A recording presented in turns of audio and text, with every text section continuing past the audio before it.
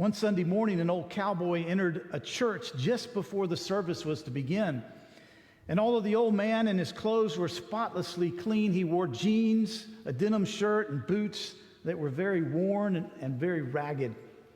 In his hand, he carried a worn-out hat and a worn-out Bible.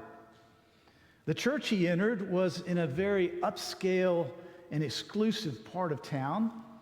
It was the largest and most beautiful church that the cowboy had ever seen. The people of the congregation were all dressed in expensive clothes and all the accessories that go with them. Well, as the cowboy took a seat, the others kind of moved away from him. No one greeted him, spoke to him, or welcomed him.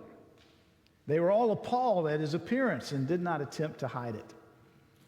Well, the preacher that morning gave a long sermon about the latest politically correct issue of the day and a stern lecture on how the church needed their money for God's work. Well, as the old cowboy was leaving church, the preacher approached him and he asked him to do him a favor.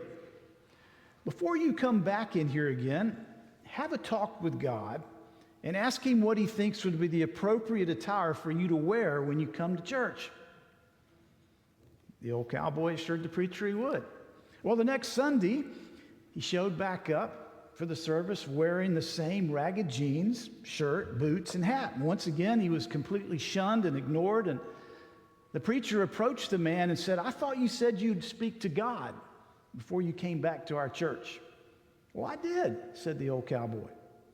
"Well, if you spoke to God, what did he tell you the proper attire should be when you come to worship with us?" "Well, sir, God told me he didn't have a clue what I should wear. He says he's never been in this church.